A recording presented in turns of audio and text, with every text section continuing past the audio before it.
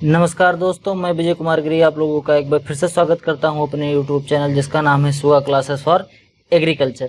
दोस्तों, आज हम सब लोग ऑब्जेक्टिव एग्रीकल्चर, जिसको डॉक्टर SR कांतवा जी ने लिखा है, इसका एग्रोनॉमी का 10वां लेक्चर हम पढ़ने वाले हैं, जिसमें हम बात करने वाले हैं क्वेश्चन नंबर 171 से लेकर 190 तक, 171 से 190 तक के क्वेश्चन जो है एग्रोनॉमी के, इन्हीं के बारे में आज हम डिस्कशन करेंगे। तो चलिए स्टार्ट करते हैं। पहला क्वेश्चन देखते हैं, 171 वाला क्वेश्चन कह रहा है पार्थेनियम हेस्टेरोपोरस, पार्थेनियम हेस्टेरोपोरस यानी कि कांग्रेस घास कैन बी कंट्रोल बाई, ये कांग्रेस ग्रास जो होती है ये किसके द्वारा कंट्रोल की जा सकती है? ऐसा कौन सा बायोलॉजिकल एजेंट है जो इस ग्रास को कंट्रोल कर सकता है?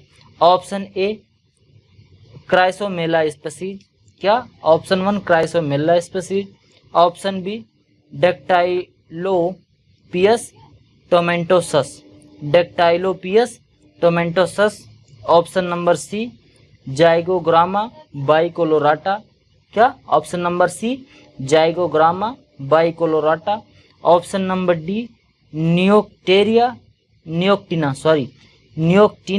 Species, Neochetina species.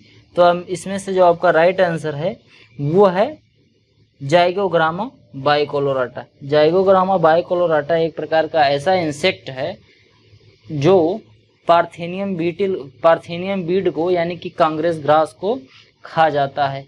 ठीक, देखने में ऐसा होता है जाइगोग्रामा बाइकोलोराटा, और ये कांग्रेस घास को ही खा रहा है। देखो ध्यान से, ये कांग्रेस घास को खा के इसको डैमेज कर देता है, जिससे इसकी जो अगली पीढ़ी है, अगली जनरेशन जो है इसकी, वो नहीं आती। इनका पॉपुलेशन जो है धीरे धीरे कंट्रोल हो जाता है। हमें कोई इंसेक्टिसाइड भी नहीं डालना पड़ेगा और हर्बिसाइड भी नहीं डालना पड़ेगा, और ये आराम से कंट्रोल हो जाता है। फिर अगला क्वेश्चन है which one of the following causes more wastage of herbicide by drift, drift के द्वारा ज़्यादा वेस्टेज हर्बिसाइड का कैसे होता है? देखो, जो क्या करते हैं, जब हम खेत में हर्बिसाइड छिड़कते हैं, जब उसका स्प्रे करते हैं, तो ड्रिफ्ट की वजह से वेस्ट होता है। ठीक, जो ड्रिफ्ट होता है इसकी वजह से वेस्ट होता है, हर्बिसाइड हमारा बर्बाद भी होता है। तो ये क्यों होता है, वेस्टेज क्यों होता है और किस वजह से होता है, ये आपको बताना है। पहला, high volume pressure, high volume pressure रहेगा तो ये बर्बाद होगा ज़्यादा हर्बिसाइड, या अल्ट्रा लो वॉल्यूम प्रेशर, या लो वॉल्यूम प्रेशर, या ऑप्शन नंबर। तो इसमें से जो आपका राइट आंसर है, इसका जो ये ऑप्शन नंबर सी था ये गायब हो गया है। Option number A, option number B और ऑप्शन नंबर सी। तो इसमें से जो आपका राइट आंसर है वो है option number B, ultra low volume sprayer. तो जो अल्ट्रा लो वॉल्यूम स्प्रेयर है इसकी वजह से हर्बिसाइड ज़्यादा लॉस होता है, इसका वेस्टेज ज़्यादा होता है। अब बात समझते हैं कि क्या बोल रहा है।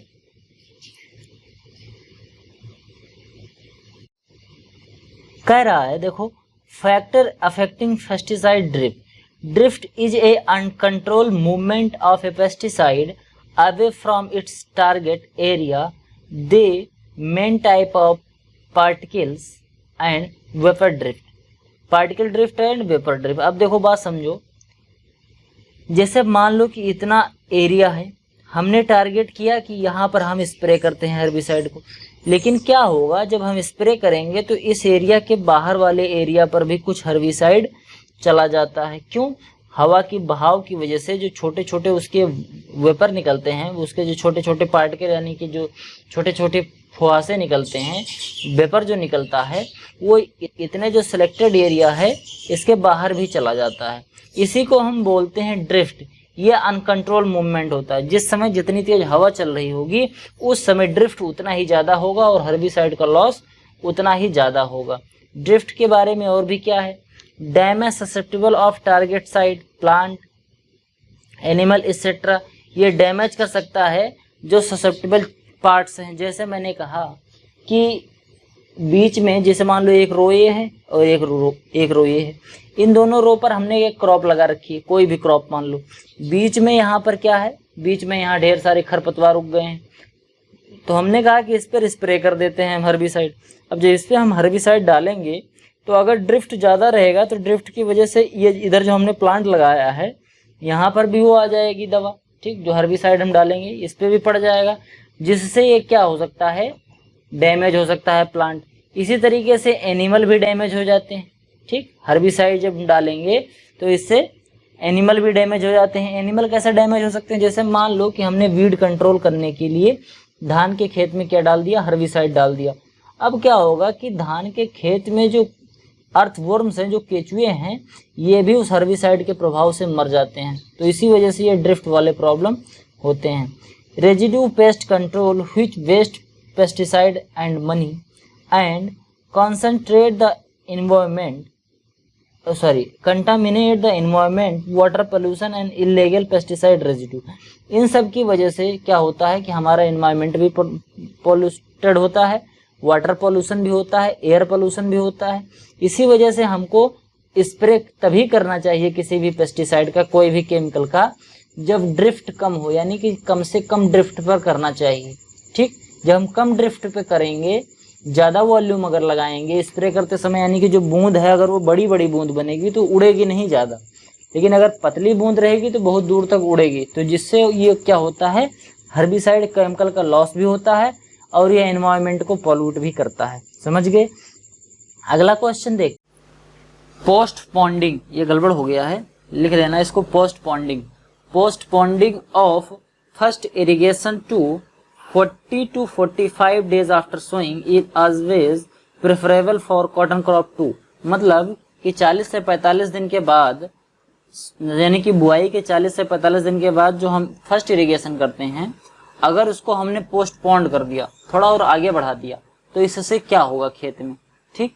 40 से 45 दिन वाली सिंचाई जो है वो हम 40 से 45 दिन पर ना करके और 10-15 दिन और आगे बढ़ा के अगर हम सिंचाई करते हैं तो उससे क्रॉप पर क्या इफेक्ट पड़ेगा। Option number A, promote sympodial balancing. Option B, prevent excessive vegetative growth. Option C, promote early flowering. Option D, promote monopodial branches. तो इसमें जो ऑप्शन नंबर बी है ये आपका राइट आंसर है।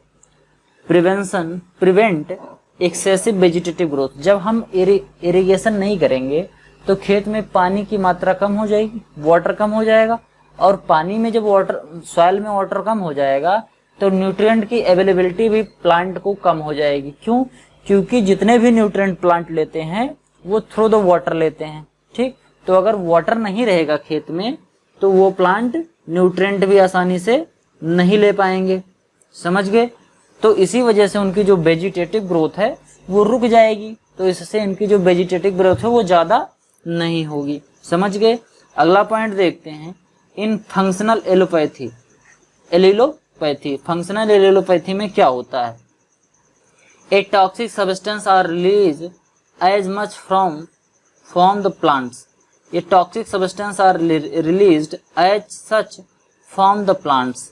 ऑप्शन बी है, a precursor is release which is converted into active substance by some microorganism. Option number C, there is no question of release of any toxic substance. या option D, release of nitrogen from nodules to legume take place. तो इसमें जो आपका right answer है functional allelopathy में होता क्या है? Option number B, functional allelopathy में होता है a precursor is release with it converted into active substance by some microorganism. Functional allopathy में क्या होता है कि इसमें एक ऐसा प्रिकॉर्सर रिलीज किया जाता है जो कन्वर्ट कर दिया जाता है बाद में एक्टिव सब्सटेंस में माइक्रो ऑर्गेनिज्म के द्वारा। समझ गए। यही होता है फंक्शनल एलिलोपैथी। फंक्शनल एलिलोपैथी और कई तरीके की एलिलोपैथी होती है। इन एलिलोपैथी को हम किसी अन्य वीडियो में आपको बताएंगे। एलिलोपैथी क्या होता है कि जब हम कोई दो प्लांट ग्रो कर रहे होते हैं एक साथ, दो क्वालिटी के, दो अलग अलग वेराइटीज के प्लांट, जैसे एक हमने ग्रो कर रखा है, एक वीट ग्रो कर रखा है और उसी में हमने चना भी लगा रखा है, तो दोनों प्लांट के बीच में जो कुछ इफेक्ट पड़ते हैं, जो एक दूसरे पर इफेक्ट डालते हैं, उन्हीं को एलिलोपैथिक इफेक्ट कहते हैं। इसको हम किसी अन्य वीडियो में खूब डिटेल में आपको बताएंगे क्योंकि थोड़ा लंबा टॉपिक है। अभी के लिए इतना ही समझ लीजिए। Water harvesting is defined as. Water harvesting क्या होती है देख लेते हैं। Option A, application of water at the time of harvesting crop like colocasia, tapioca या याम। ये क्या लिखा है? याम। ठीक, आगे यम जोड़ देना, YAM, yam. Option B harvesting deep water from soils by pumping device, या option C unit of water apply to crop, या option D collecting of excess run off from rain off the farm in ponds and utilise in later for agriculture. बात क्या कह रहा है कि water harvesting क्या होता है? हार्वेस्टिंग के टाइम पर खेत में पानी देना, या हार्वेस्टिंग करना डीप पानी जो है, भूमिगत जो वाटर है, इसको पंपिंग के थ्रू बाहर निकाल लेना, या एक यूनिट है वाटर एप्लीकेशन की, क्रॉप में जो हम पानी देते हैं उसका एक यूनिट है मेजरिंग का, या जो पानी बरस रहा होता है रेन सीजन में उसके रन ऑफ को, यानी कि बह के चला न जाए, तो बहते हुए पानी को एक टैंक में कन्वर्ट, एक टैंक में, एक पॉन्ड में, तालाब में प्रिजर्व करके रख लेना और बाद में इसको इरिगेशन के लिए यूज करना। तो इनमें से जो आपका राइट आंसर है वो आंसर नंबर डी है। इसी को हार्वेस्टिंग कहते हैं, जब वाटर हार्वेस्टिंग कहते हैं। इसमें क्या होता है कि जब बरसात के समय में पानी बरस रहा होता है तो पानी बरसते समय ये जो छत होती है, इस छत पे जो पानी बरसता है उस छत वाले पानी को ऐसे टैंक में हम क्या करके रख लेते हैं, इसको प्रिजर्व कर कर रख लेते हैं, इसी टैंक में कलेक्ट करके रख लेंगे। फिर बाद में इसी को हम प्योरीफाई करके पीने में यूज कर सकते हैं, इरिगेशन के लिए यूज कर सकते हैं और बहुत सी चीज़ों के लिए यूज कर सकते हैं। समझ गए? इसी को बोलते हैं वाटर हार्वेस्टिंग। समझ गए? अगला जो पॉइंट है, अगला जो क्वेश्चन है वो है which one of the following operation is associated with the process of knifing in gram. इनमें से कौन सा ऑपरेशन, निफिंग वाला प्रोग्राम जो निफिंग की प्रक्रिया करते हैं, ये प्लांट में कौन सा इफेक्ट डालता है, कि ये क्यों किया जाता है? Option A treating the seed with rhizobium culture, rhizobium culture से ट्रीट करने को निफिंग बोलते हैं, या option number B tying the branch to avoid lodging, branch को एक दूसरे से बांधना जिससे पौधे गिरे ना, option C picking green leaf for vegetable purpose, जो उसकी ग्रीन लीफ है उसको तोड़ तोड़ के निकाल लेना, किसके लिए? वेजिटेबल पर्पज के लिए, या plucking the apical bud to promote branches. तो निपिंग की प्रक्रिया में क्या होता है, निपिंग क्यों किया जाता है, यही पूछ रहा है। तो इसमें जो ऑप्शन नंबर डी है आपका, ये राइट आंसर है। देखो क्या होता है, जो ग्राम होता है यानी चना जो होता है उसमें जब हम निपिंग कर देते हैं, जैसे मान लो ये क्या है, ये चना का प्लांट है, ठीक, यहाँ जड़ से 3-4 ऐसे निकले हुए हैं। तो निपिंग में क्या होता है कि इसका जो एपिकल बड होता है यानी कि सबसे ऊपर वाला बड, यहाँ से हम इसको क्या कर देंगे, तोड़ देते हैं, हाथ से तोड़ देंगे।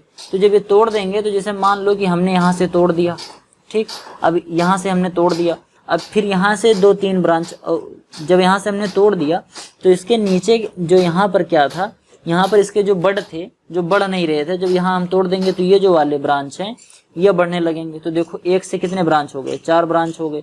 और नहीं करते तो ये बगल वाले ब्रांच बढ़ते नहीं, ये आगे वाला केवल बढ़ता रहता, तो केवल चना यहीं पर लगता। और इस तरीके से 4 हो गया तो चना सब जगह लगेगा। तो इससे वजह से क्या हो जाता है, ये ब्रांच को प्रमोट करता है, क्योंकि जैसे आगे जब हम ये जैसे ब्रांच है, जब मैंने आगे इसको यहाँ से तोड़ दिया तब आगे न्यूट्रिएंट तो जाएगा नहीं, क्योंकि आगे टूट गया है। तो इसके नीचे जो कलिकाएं होती हैं, नीचे जो वाली बड होती हैं, ये धीरे धीरे ग्रो करने लगती हैं। तो ये जब ग्रो करेंगी तो देखो एक ब्रांच से कितनी ब्रांच बन गई, तो हर ब्रांच पे फ्लावरिंग फ्रूटिंग होगी। तो इसी वजह से हमारा जो प्रोडक्शन है ये बढ़ जाता है। समझ गए? इसी वजह से इसी को कहते हैं निपिंग, जो ग्राम में किया जाता है। काफी बार क्वेश्चन पूछा भी जाता है कि nipping is related to which of the following crops, उसमें ऑप्शन जो ग्राम रहेगा वो आपका सही रहेगा। अब देखते हैं 180 क्वेश्चन। इसमें कह रहा है which one of the following is the best example of catch crop. इनमें से कौन सा सबसे अच्छा एग्जाम्पल है कैच क्रॉप का?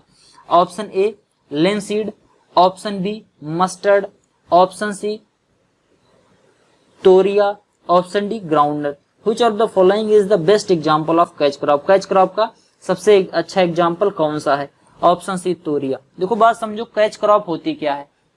जैसे मान लो हमने की कोई क्रॉप ग्रो की, ठीक, कोई क्रॉप हमने लगाई, बाद में क्या चला, जैसे मान लो, बात समझो, जैसे मान लो हमने वीट की क्रॉप लगाई, ठीक, अब वो वीट की क्रॉप पता चला कि 2 महीने बाद पानी ज्यादा बरस गया, इतना ज्यादा पानी बरस गया कि हमारा जो वीट की क्रॉप थी वो डिस्ट्रॉय होगी, बिल्कुल खराब हो गई।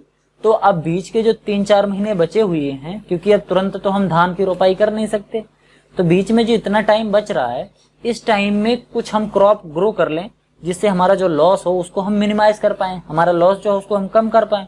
इसी की वजह से हम कैच क्रॉप उगाते हैं। मतलब कोई लॉस हो रहा है उसको पकड़ लो, तो लॉस ना होने पाए, तो इसी को बोलते हैं कैच क्रॉप। इसमें तोरिया को हम ग्रो कर सकते हैं। तोरिया को क्यों ग्रो कर सकते हैं? तोरिया जो होता है ये बहुत जल्दी तैयार हो जाता है। ठीक, ये 90 डेज के अंदर ही अंदर तैयार हो जाएगा। जैसे मान लो गेहूं हमने बोया था, गेहूं 120 से 125 दिन के आसपास में तैयार होता है।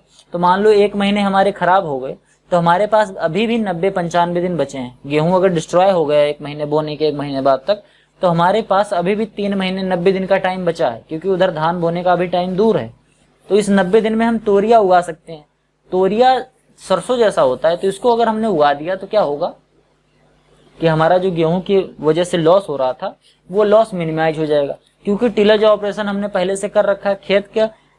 खेत में जो टिलेज ऑपरेशन है वो कंप्लीट है, केवल हमें सोइंग करनी है। तो गेहूं के ऊपर से फिर से हमने सोइंग कर दी, क्योंकि गेहूं डिस्ट्रॉय हो चुका है, तो जुताई करके उसी में फिर से तोरिया बो दिया, हो गया। एक केवल जुताई करनी है और बाकी न्यूट्रिएंट भी हमने दे रखा है, फर्टिलाइजर भी सब गेहूं के लिए दिया ही था, वो सब यूज कर लेगा तोरिया, तो हमको कैच क्रॉप मिल जाएगी। समझ गए, यही होता है कैच क्रॉप। तो यही था आपका आज का लास्ट क्वेश्चन। अगर आपको वीडियो पसंद आया हो तो वीडियो को लाइक करें, चैनल पर नए हैं तो चैनल को सब्सक्राइब जरूर करें। मिलते हैं किसी अन्य वीडियो में, तब तक इजाजत दीजिए, धन्यवाद।